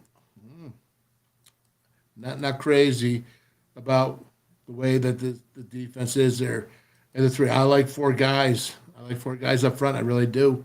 But they're not going to listen to me there. So, all right. Now, this is what I really want to show you. All right. And this is what I'm talking about, RPO. When I was talking with Coke, is why give Penn State anything? Why? All right. You see this right here? These are two tight ends. One's here's Theo Johnson. The other one's Warren. I forgot his first name. All right. But then you also have a receiver. But I see one defender here at 3 yards. Why you have two tight ends right here? Why do you give up 10 and 12? That makes no sense to me. If you want one guy deep, fine, but this guy, bring him up. Why run? You got 5 free yards. Just for 5 free yards. I mean, I take this as a quarterback. This is an empty set right here. I'll take this any day. Any day. Take this and say, hey, you know what? Run it, man. Run it, right? Because look what happens. Right there. That's two tight ends. Why are you back 10 and 12 yards and 2 tight? Are you afraid they're going to run by you? I mean, if that's the case, all right, I can understand that. But they don't even put 2 outside. Right here, the Will Backer is out there. He's on the inside. What are you trying to do? Okay, so if you're going to defend me like this, I'm going to score 31 points in you every single time. I'm telling you right now, I will score 31 points. If you're going to put one guy against 3 and have guys at 10 and 12 yards, they're freebies. And it wasn't just one time that this happened. I mean, right there, and that was Koba. That was the Mike Backer that they put over there, and they moved it to Wilderness because they went to the strength, even though that was to the boundary. All right, fine. I'm not buying it. I'm not buying that. All right, you have 3 over 2 on the out here because it's to the field. That's fine. You got 4 defensive linemen. That's cool. You got one Will Backer, and you got the spear over here. There you go. All right. I don't like it. You want to play this right here? I'm going to get a first down on you. I think I made my point. All right. I won't rub it in. Let's get better. Let's do better. All right, here we go. Let's take a look. What are we looking at here now?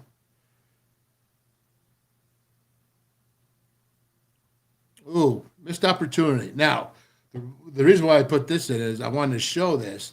As it's right now, it's just 7 right here, 7-0. And when you have to play at Happy Valley, when you have to go to Beaver Stadium, when you have to play a team that's top 10, you have to make those plays. And I know how hard that was. I know. But you got to make it. And that's how you win games. So it's a havoc rate. We hear from Cover 2 data and what they did. In fact, that Cover 2 data was pretty much on. Offensive line was right on.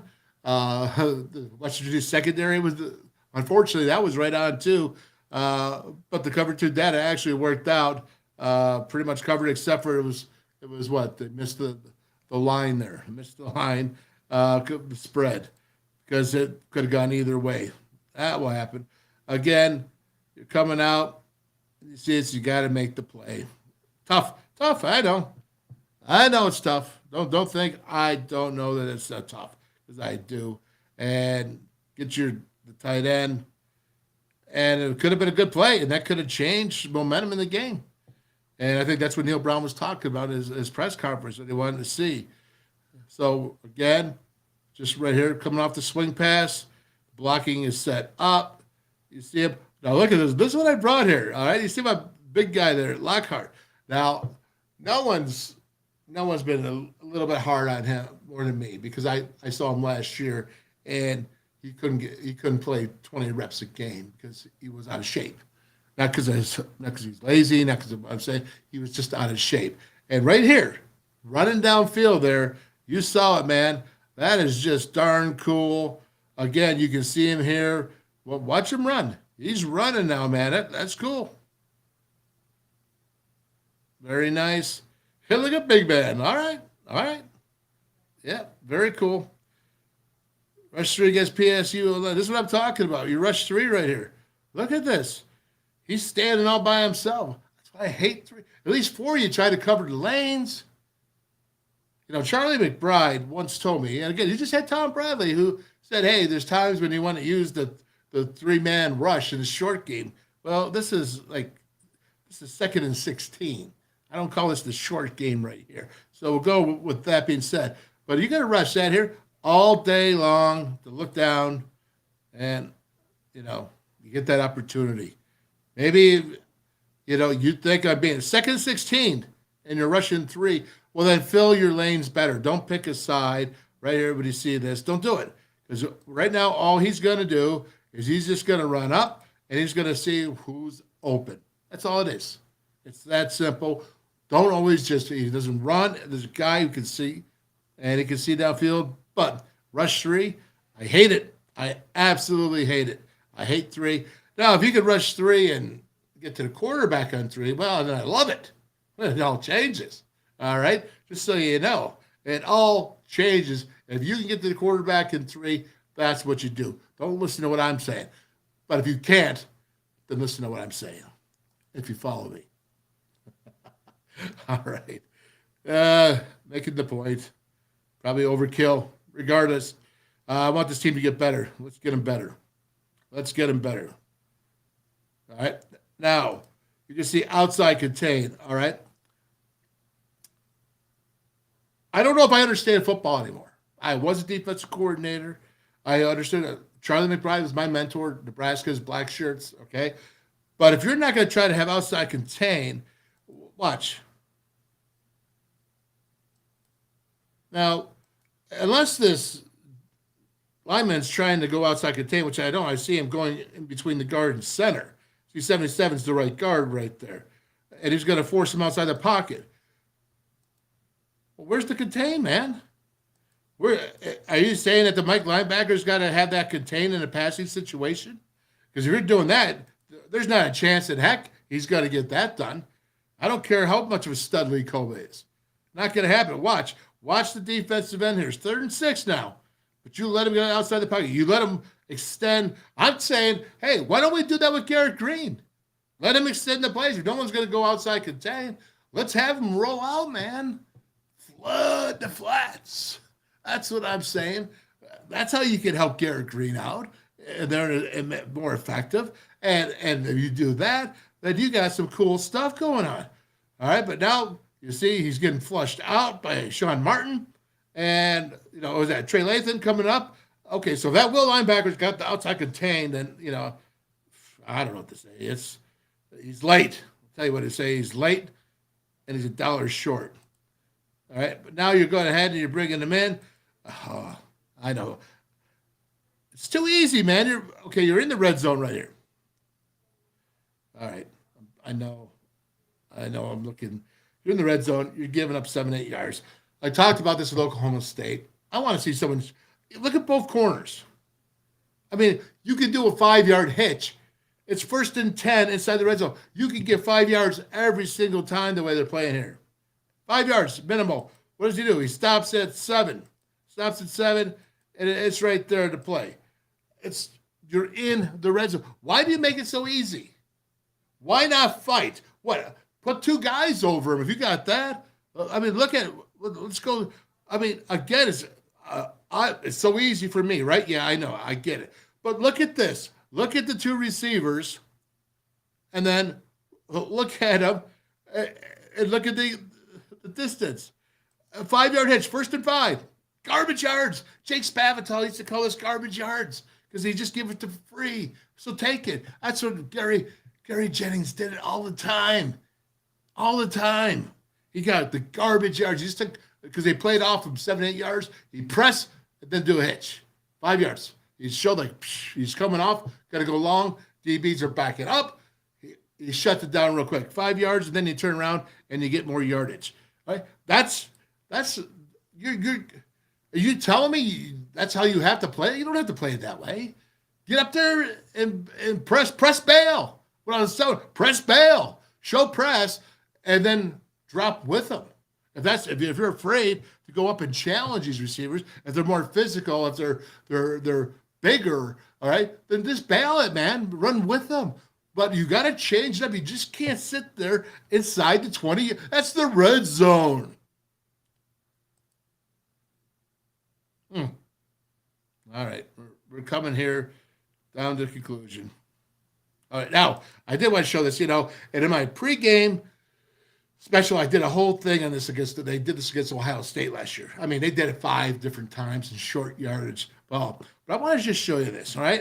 And I don't understand this, but what happens what I showed is that they come up with this. This is called the classic T. At least that's what I call it, okay? Now, you have 11 guys. This is old school. This is 1896 football right here, all right? This is rugby. This is the classic T formation. This is physical, man. This don't think this isn't physical, because this is old school physicality right here. Now, let's go ahead and watch the touchdown. It looks kind of easy here, right? It looks easy, and they just run in. It's not because the West Virginia's defense is not being physical, because they are. I see Big Lockhart there. He's penetrating there, but unfortunately, it's first to go. He's going to take the wrong side. Now, look at this. This is the freaky part, right? Okay, so look. Now, wait a minute. Is this the way you want to line it? All this quarterbacks, when he comes up in Classic T, he's saying left or right. I'm talking about Allard, the quarterback, right? He says, we're going to run left. All right, so if we go right, we're going to give it to Singleton. If we go left, we're going to give it to Allen right there, right? Look at it. Now, wait a second here. Look at the space. Do you see this? Do you see that? All right. Right there. That's, yeah. Why would you not go there? I mean, why would you sit there and give up? Why not bring this other guy down and fill up here in the circle here, okay, A, B, the C gap, and then make him outside contain in the D. This guy, this tackle, you see 73, he's gonna meet the linebacker here right at the goal line. Well, that's 3 yards deep. Well, he can't, if he's gonna meet the lineman here at the goal line, well, then you can't tackle the running back before the goal line because you got a lineman in front of you. Again, you're okay here. Why aren't you here? It's only, it's goal line, man. Make them stop them, and they have to kick a field goal. Maybe they miss it again. But watch. Okay, look at this. It's already there. It's already 73 is going up to meet him there. What's he got? Nick Singleton, great running back. All he's got to do is avoid a tackle, fall forward for a touchdown. This is what I'm talking about, man. This is what I'm talking. Look at how easy that. Why make it so easy on him? Why? Right there. I can't say that's WVU. Is that a player's fault? Maybe they didn't line right. Maybe that's a player. Okay, but if that's not the player's fault, then it's the coach's. It's one of them. All right, so that has to be alignment. When you have 2 tight ends, you can't have a huge hole right there. He's just doing choice, left or right. Oh, let's go right because there's nobody there. There's a hole. I could have made that decision, and that means that it really is tough. All right, I'm done. There we go. That's today's. We'll do the second half tomorrow. Again, good stuff in there, and then some bad stuff, and then some ugly stuff. All right. There are some really cool things that they can get better from this and breaking this down. There are really cool. What do we got here? Oh, I don't know what that is all about here, but what do you see here? Oh, if I go to the lead, awesomeness. All right, guys, I see what you're doing. Talking about it. I'm not saying, listen, I want Brown to get pissed. I want him to lead this team. I want him to tell everybody, you know what? We're going to show you and we're going to lead it. But I don't want him really to tell you until afterwards. I want to see it. Go out there and just do it. And this coaching staff, and don't talk about,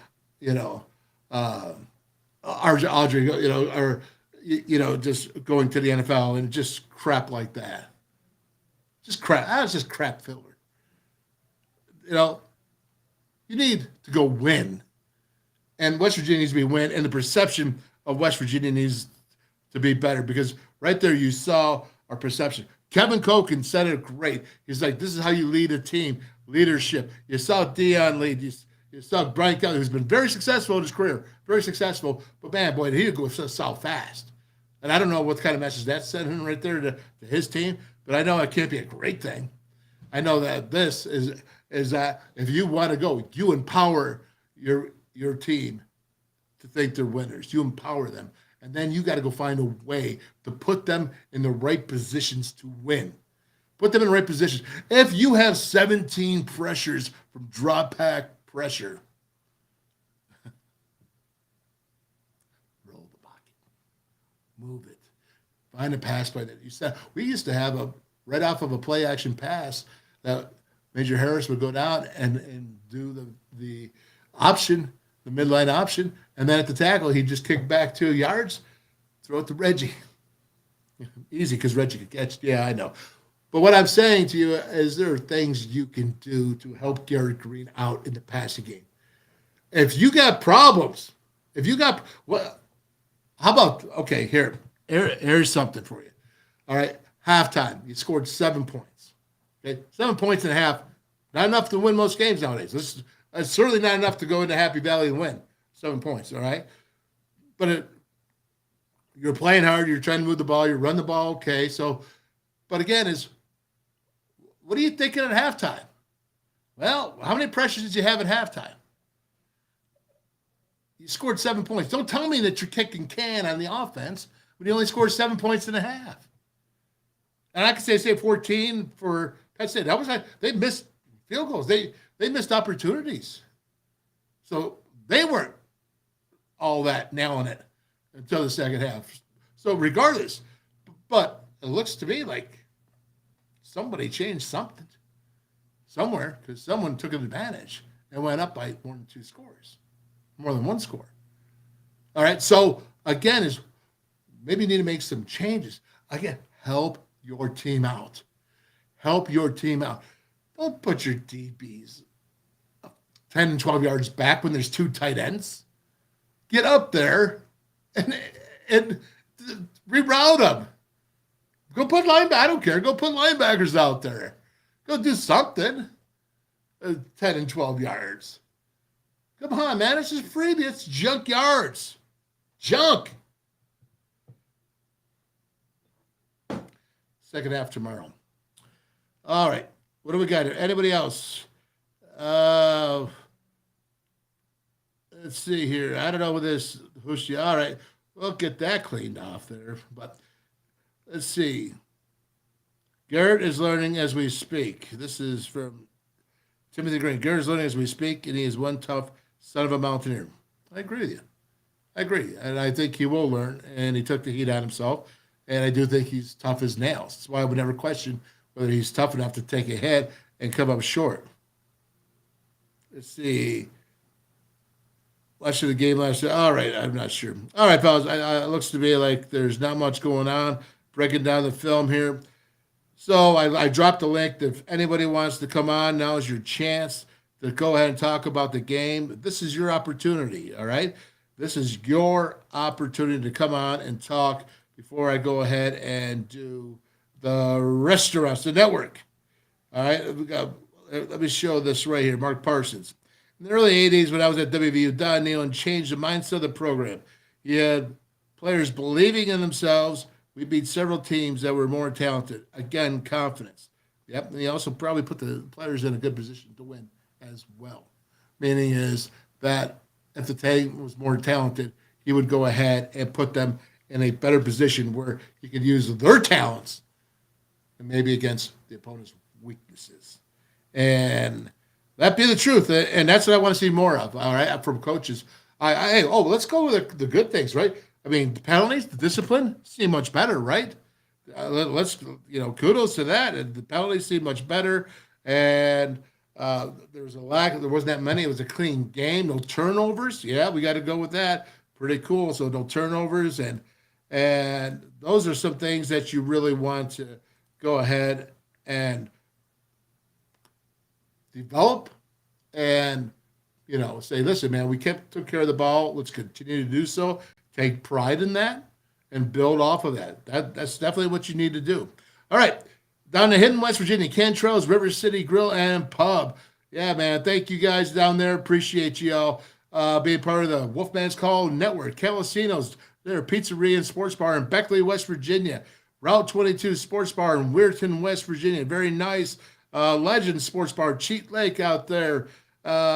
Sports Bar and Grille, I should say, out there in Gizzy. Then you got Danny's down there in Princeton, West Virginia. You got Archies in the heart of the evil empire in Pittsburgh right there. We appreciate you guys up there. Love the wings. Kegler's up in Morgantown. Royalty, appreciate you guys. I love you. Mason Jar Saloon and a hot spot. I know that's changing hands right now, but we appreciate you guys and hope you continue on with us. And then we go Jimbo's place, Jimmy. There you got one in Elkins, one in Buckhannon, right? So fine, so nice. You did it twice. Yep, there we go. Got that down. How about Steve Reese down there in the Mason Jar Barbecue and more? Unbutton those britches because you got some good barbecue. The Pallet, we loved it down there. We watched the pregame. We did the pregame. We watched the game down there. Thank you, Haley, for all of your help. Really appreciate you. And they got the pitch down there in Dunbar, West Virginia. Boy, I tell you, that was really cool. Cool place, cool setting.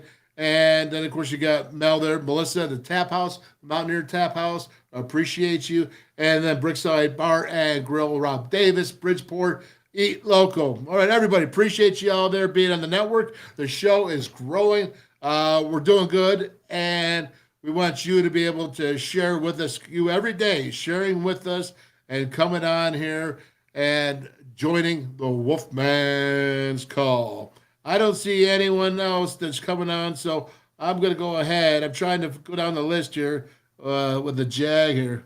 Let's see, Mountaineer Paul, glad to see you on here. Okay, Mountaineer Paul. Timothy, I'm a sucker for films breakdown. All right, very cool. You came to the right place. Wolfman is, well, all right, Timmy, that's cool, buddy. I'll be doing some on my channel as soon as I can afford it. Unfortunately, someone stole my computer, so I only have a phone to record. All right, buddy, I'm sorry to hear that.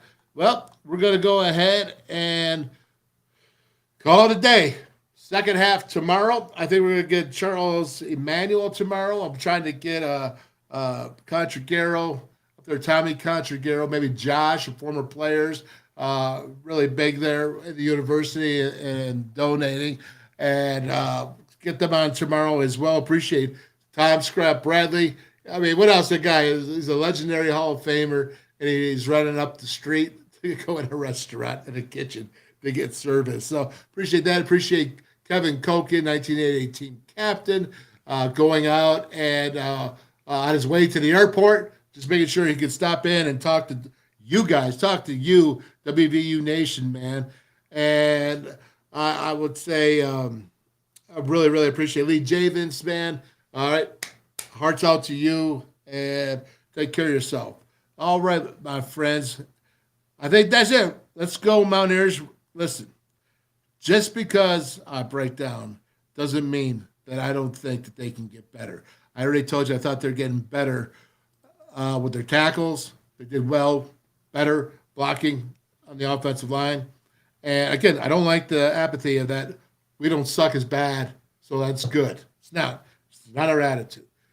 We need to get it back. Neil Brown needs to get it back, and I think he's working at it. But you know what? Don't get in a piss fight with James Franklin about scoring at the end of the game. Don't even just screw it. All right, they beat you. You know it. Go back to drawing boards. Beat Duquesne. Do things to help your players do better. Do things to help your players do better, and we'll see the Mountaineers win. I still believe in you, Neil. I still do, but you got to win. You have to win. All right. That's it, everybody. We'll see you. How about some Zach Frazier? Kind of like E.F. Hutton speaks, right? When Zach Frazier speaks, people listen. Hi, I'm Zach Frazier from Fairmont, and when I'm back home, you'll find me at my local Parmar store. We have that gold and blue pride at your local Parmar store. We are coming to your neighborhood soon. West Virginia, Kentucky, Ohio, Pennsylvania, and Maryland. We have you covered. Download the Parmar app and sign up for the Parmar Rewards Card. Food, gas, groceries, and more. We are gold and blue proud, and we are Parmar stores. If there's not a Parmar store near you now, there will be soon.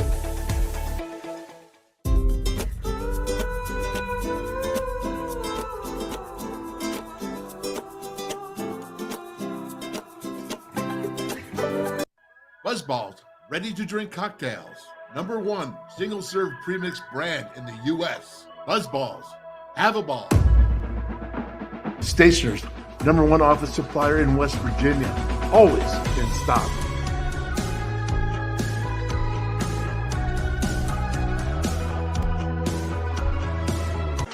Paul Mini, the anywhere, anytime chargers, powering a connected world. Never buy AA batteries again. Rechargeable 500 times plus. Paul Mini AA USB lithium battery, as easy to charge as your cell phone. Sustainable energy. Stay charged. Go green, save green. Feel the power of Paul. Order now at paulmini.com.